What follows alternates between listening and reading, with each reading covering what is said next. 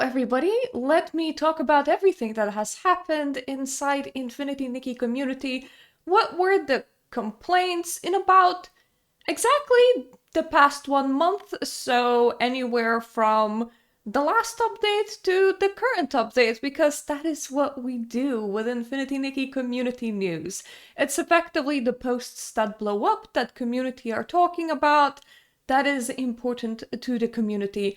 The first few posts I'm gonna blow past really fast. Some complaints are really almost identical for both the 2.2 patch and 2.3 patch, so we're gonna analyze it side by side. And some things are unique to one patch, but not the other, and the other way around. So let's start with the posts that I'm just blowing past. Mahjong tutorial was awful in the previous patch cycle, so awful that majority of people complained about it and couldn't understand how to play Mahjong because Infinity Nikki introduced Mahjong and then decided to blow past the regular rules and to go, here are the household rules that we're using. On top of that, a lot of the tiles were entirely in Chinese, so unless they had like a little number on top of them, people didn't really understand which tile came before which tile. It wasn't something that I interacted with all that much. I just did it to collect my rewards, but I know that some people wanted Mahjong to be a big thing, and it seemed like the company wanted it to be a big thing, and I think that it partly wasn't because of the way that the whole thing was structured. So first of all, tutorial bad. Secondly, you couldn't access it from Sea of Stars, which is where you would normally go to do multiplayer things. It had its own area that you can't even like directly teleport to. So you had to teleport to Wangshang Realm, like a specific place in it. Then you had to enter this multiplayer area, then like find the table and play Mahjong at it, presumably with other players. That's so many steps, man. Nobody's like going out and hunting down the area meant for Mahjong tables. It seems like a real waste of development time to make it into a whole area, and it's also so out of the way. I don't really understand why they didn't just put it inside Sea of Stars. Blowing past that, we had the mid-patch Armageddon, which is to say, nothing worked. Best way to de-influence pulling, simply don't perceive the new outfits. That's what a lot of people logged into during the mid-patch. Then there was the issue where PS5 players couldn't log in at all. Dear stylists, we're currently aware of an issue affecting PS5 devices that may prevent players from accessing the game. Great. It's not like players need to be able to access your game. That got fixed fairly fast, but yeah, we're all here too early at mid-patch. Hopefully they sort this shit out quick, because nothing worked. Missing string table entry, menus that didn't load, banners that didn't load. Something was so incredibly bugged during the mid-patch. I never saw somebody try to just introduce like mid-patch banners and it going this badly. And of course, there were also the problems that people were having with the banners. Like, for example, interesting way to model this. This banner had two accessories. One was like a little crown, and the second one is this veil. If you place the crown underneath the veil, the gap between them is minimal. And it also came with the hair that was called penis hair because it's just erect. It's really erect for a haircut. That erect hair went through the crown and it touched the veil. So it makes sense when you pile hair, crown, veil. If you're trying to use these items separately, you're gonna run into a lot of issues. People were definitely not very happy about such interesting banner item division. Useless items shouldn't exist. Things that you absolutely must combo shouldn't exist. I have this set myself. I tend to use the veil with the crown but without the penis hair. So there's still a gap in between them. But if you zoom out far enough, you just can't see, so it's not that jarring, but like still, whoever was making these items, these were very much not thought out items. Moving on, we have a complaint that duplicates itself for both the previous patch and this patch. $15 outfit dyeing like this is criminal. Take note that they're dyeing every area the same color. It's what happens when Infold puts like highlights on the clothes. So the highlight itself changes into a different color than the color that you're applying because it's a highlight on the... It's effectively like having a pattern that you can't dye. It will still change color, but it will change color to a different color than what you would want it to be because it's like a pattern. So effectively, if I did a checkerboard and I made it yellow and green and they said that the base color is yellow and the checkerboard pattern of green on top is just a highlight, even if I try to dye the whole thing, because I can't dye these two separately, what will happen is the pattern will persist. It will just be different, very violent and vibrant colors depending on what you make the base be. And this is a running theme because we also have, bold of me to assume they changed, current 5 stars hair dyeing in particular. It has highlights at the end of the hair, so when you try to dye the whole hair, highlights turn into unpredictable color, which is not what people want. Apparently, if you have an evolution of the hair, so the hair of the first evolution dyes beautifully, by the way. So come on, we can do it, internet. We can has a load. So if you take the evolution, it doesn't have that weird freaky highlight and it dies, but all you have is the base hair, then it has the freaky highlight that changes to an unpredictable color. The easiest solution would be to give a dye channel for any kind of highlights to make people able to, get the whole item the same color if they want it to be, or at the very least have a control as to what color the highlight will turn. This is a feature that's requested repeatedly, and once again, it is a feature that's very surely needed because we have previous patch and this patch running into the exact same issue, except on a different item. Next in repeated issues, AI translation. Woohoo! We're going to Poland now, okay? God-awful Portuguese translation strikes yet again. Polish, the verb, which would be polir, got translated instead to Polonis, the language of Poland. Great work, guys. So, you don't want to polish the mask? You want the mask to speak Polish? Like, what do you even assume that click would do?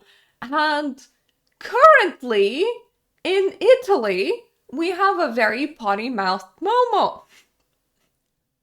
Where Momo says, "Oh, mama stronza," and it just translates with, "Oh, bitch mom." I don't know what is it about Italian and this game's translation, but it likes to make a fairly PG language game speak very, very strong swear words in particular. And, well, it is quite funny. It is quite funny to have a Momo that just swears like a sailor inside the Italian version of the game. It just shows what cutting corners does and depriving people of their livelihood does, aka Infinity Nikki's translations outside of the English language are really poor.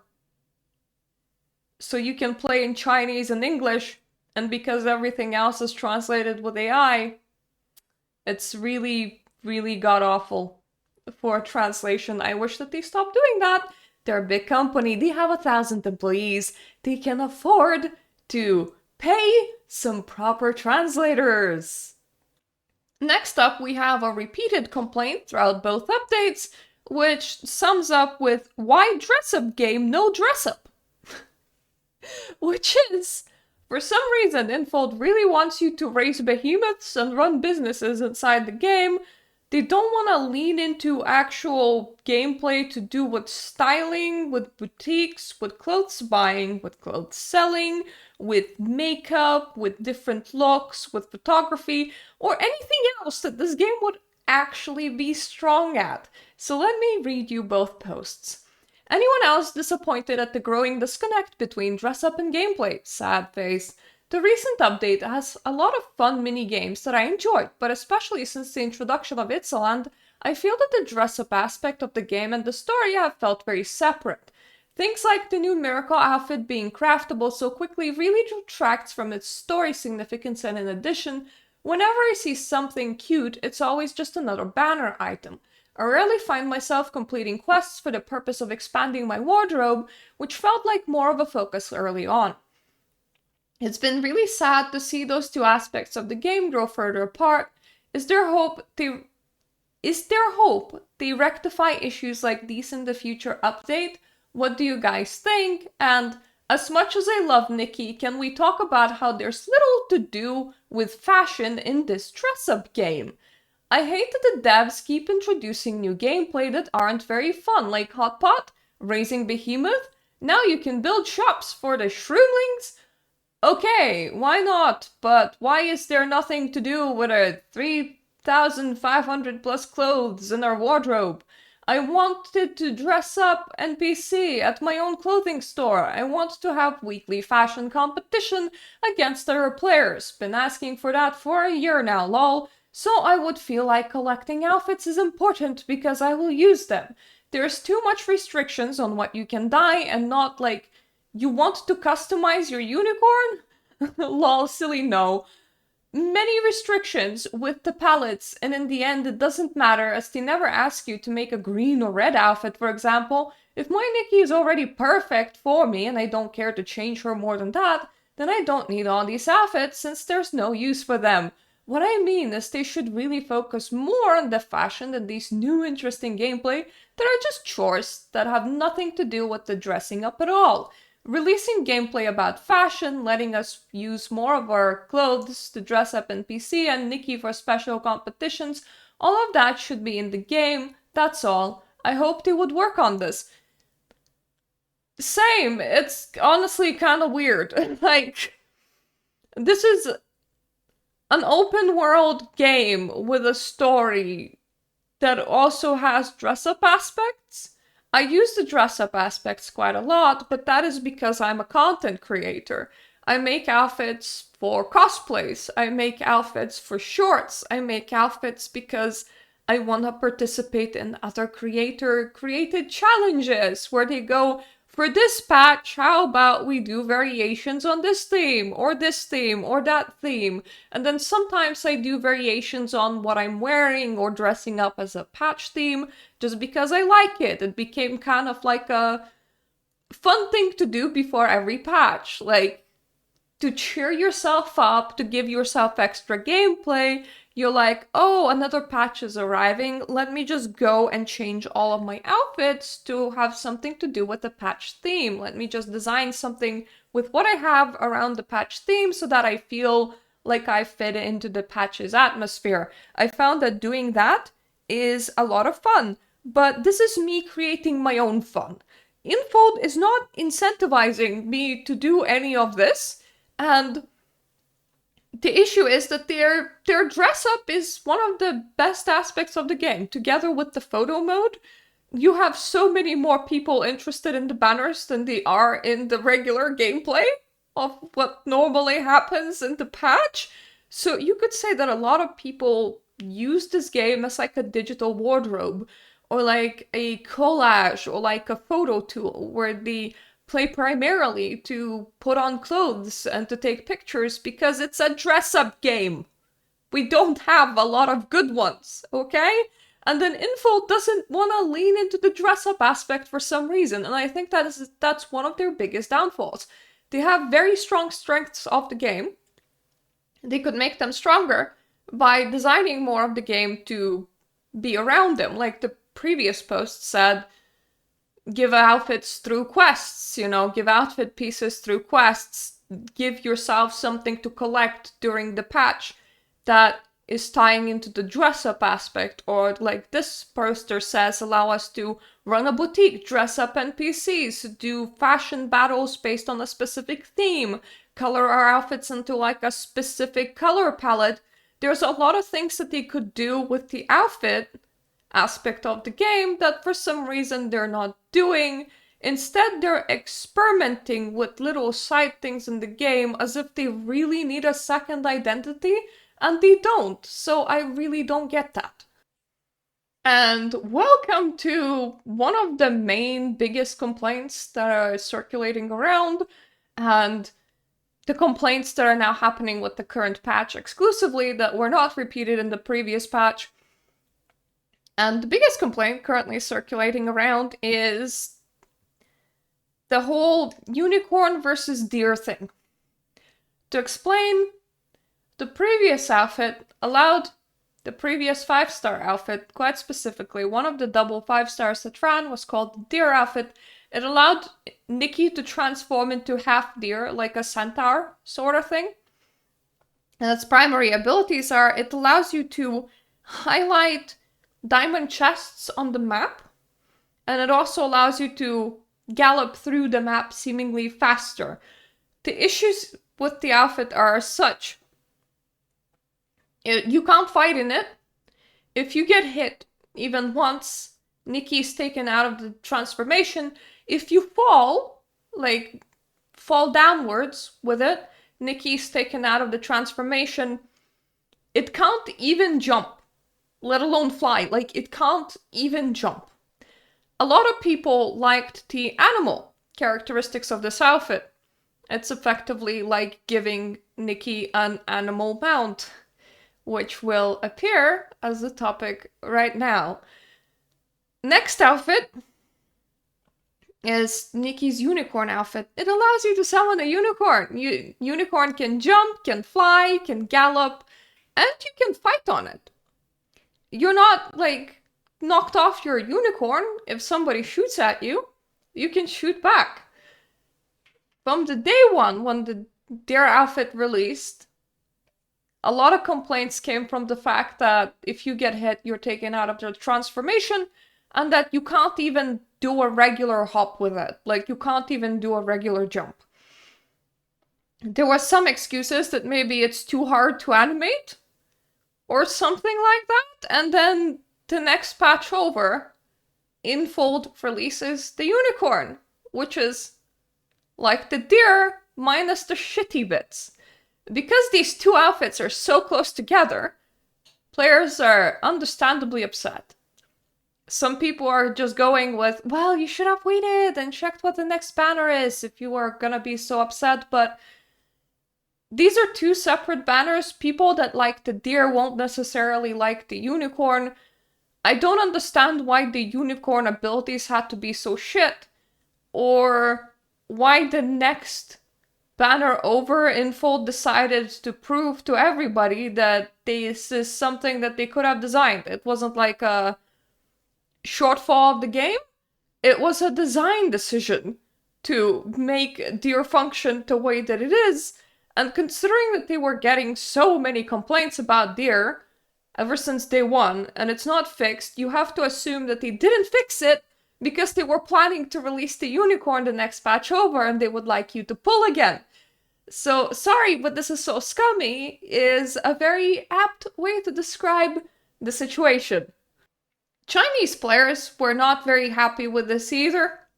If you look at the posts on Infinity Nikki media, it goes with things like give the deer a jump boost, add a jump to reindeer, Give our deer a jump. Add a range indicator for the treasure chest searchability.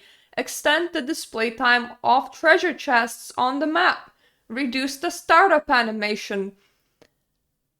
Give our little deer a jump. Give our little deer a jump, you damn die. God damn it.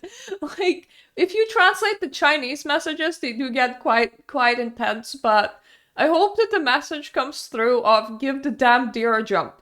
You don't get to just outshine directly the previous banner by making its abilities shitty on purpose and then giving the non-shitty version of the abilities to the next banner right after. That's kind of really scummy behavior, and a lot of people are very upset about that, and I can see exactly why. Moving on, the last thing that is a prevalent complaint is the way that Infold changed tiered purchases. We no longer have tiered purchases, yippee! It's a lot more expensive now, and the UI is very confusing, and you still need to buy multiple things in order to get one tier, not yippee!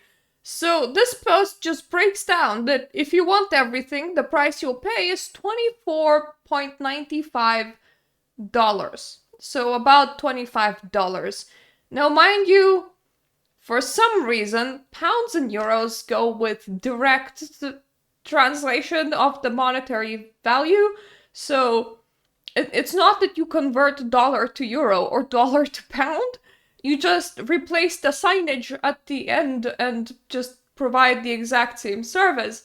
So that's 25 pounds or 25 euros, depending on where you are, which is even more expensive than in dollars. On top of that, this UI is very confusing, and a lot of people making posts prove just that. This is nonsense, sad face. Turns out if you buy the third tire bundle, it doesn't get you Heartbeam Gift 3 reward cards, so be careful, y'all. Because how this works is, if you buy the very top one and the one next down, so the things that like encompass this little reward tier, then you get the reward tier. So then you buy tier 2 and tier 3 to get the reward for tier 2, and then you would need to buy like tier 3 and tier 4 in order to get the reward for tier 3. It's a very weird system, and it makes individual things incredibly expensive, because that is a 0.99 pack, and this is a 1.99 pack. So if you just want the socks, you're already paying $3. But on top of that, it's not just like you can go in and press a button to buy a pair of socks for $3 together with all of these extra pulls. No, instead you have to do this. Probably assuming that some people will make the mistake. They will think, oh, the socks are just a bit less than $1. Let me buy the first pack, and then when that doesn't unlock sock, they have to buy the second pack, and they're already invested into buying pack, so they're a lot more likely to pay $3 for a pair of socks. And there are complaints like this from people that didn't make a mistake, or maybe they did, and then they noticed. They just can't see how it works. This is even more constricting than the previous tiered purchases, laughing my ass off. So you're saying I have to pay even more just to get the individual item. I can't pay $1 to get a pair of socks? Awesome, cool, thanks. I don't know absolutely anyone that would think that a virtual pair of socks would be worth $3. I can get a real pair of socks for $3. That will be perfectly fine. This has to be designed on purpose. This has to be designed to be so convoluted and so not clear and so not upfront about the price on purpose to get people to spend more on accident, and I don't like that. I don't like that, and I'm including that in my review for the current patch, which I released yesterday, and also I'm including it here because this is fucking bullshit. I hope that they are not gonna go back to tiered purchases. Tiered purchases are also fucking bullshit. I just hope that they can properly execute. AKA, how hard is it to just put a price tag on the bundle that includes the socks? How hard is it to take a tiered purchase and maybe add a couple of dollars to each tier if you really, really want, but like put them separately on the shop front so that you can see that you're gonna get, I don't know, a pair of socks and 3 poles if you pay this amount of money. Like the whole head unicorn horn accessory and like the head wings and this amount of poles if you buy this instead. Like, how hard is it to do that? They obviously know how to do that with other items. They just... This is on purpose and it irritates me, is what I'm trying to say. There were a couple of smaller complaints.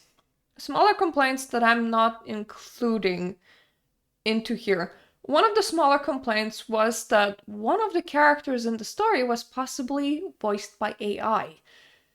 Mind you, this character has about exactly 2 sentences, and it's supposed to function as a robot. So its lines is there cake? True or false? If true, is dressed as a cook. If yes, come in. Or if false, you don't belong here and go away. Effectively, it speaks like a programming language. I'm not including that complaint because I can't even verify that that was an AI and not a person trying to pretend to be a robot. If it was AI, that's a completely weird use for one, because you could have left that character unvoiced. It wasn't a major story character, it was literally a guard at the door that acted like a robot that had like 2 lines. But I can't even say that that's not a real voice actor, because once again, the whole point of that character is that they're a bit like a robot, so somebody might have been voicing it as a robot, as a person, so the flatness might have just been on purpose. There is another complaint, and that is that Infinity Nikki doesn't add trigger warnings in front of stories. This one deals with disordered eating, with the idol industry, with peer pressure, and with body shaming, effectively. My take is that this is nothing new for Infinity Nikki. As in, Infinity Nikki has this cozy gloss on the surface, and then it has a real darkness underneath. Like, the world is deceptively pretty and cozy and colorful and friendly. The stories are very disturbing. We had stories deal with murder, we had stories deal with corpses, we had stories dealing with wearing other skin, we have stories dealing with imprisonment for 15 years. So I'm not highlighting this complaint in particular just because the whole game is like that. The whole game is like that. But you deserve to know that that's a complaint. So then, this is what the community cared about in about the last month. This doesn't mean that everything's bad. Like, a lot of posts are just celebrating the new outfits, or getting happy about their achievements, or enjoying the patch. This is me highlighting the kind of things that the community has a problem with. That's how you should take a post such as that. You shouldn't be taking this as doomer fuel, or that the company is about to go under, or that the game is bad. No. This is just a highlight reel as to what the whole community is talking about, what's on community's mind, exactly what kind of problems community is having. Take away from this what you will. Figure out how to incorporate any of this into your feedback in the surveys, because it's obvious that feedback is being heard, as otherwise we would have just had another tiered purchase. It's just that they did a specifically scummy execution of it, so if if we verify that the kind of things that we care about, that the rest of the community cares about, and we all agree to put it in our survey, there's a much higher chance that such a complaint is going to reach the developers and that it's going to get through and that the game will improve. There were quite a few improvements that I did see in this patch. Quite specifically, the way that the ability wheel is being handled. Now you can filter abilities by their type, making it easier to find the kind of abilities that you need. Construction ability did not get split into two. I was worried about that. But like the construction for the new area, you're using the exact same ability as you would for construction in your house, except that it can have a different outfit because you make a new outfit for that whole thing. So they are obviously hearing about what's wrong with the game. They are obviously thinking about it. So providing feedback in the surveys is worth it. So this is what has been happening inside the community. These were mostly my thoughts about it. Thank you so much for watching. If you have any kind of grievances that I didn't mention, feel free to list them in the comment section down below. If you have anything that you want to talk about what has been mentioned in the video, if you agree or disagree with it, feel free to list it in the comment section down below. Thank you so much for watching. Thank you so much for my Patreon supporters. And toodaloo for now. Also, I hope that with like my mentions of the kind of things that I didn't include, that I didn't like super upset absolutely anyone, because I wasn't trying to say that trigger warnings are invalid or that they shouldn't be had.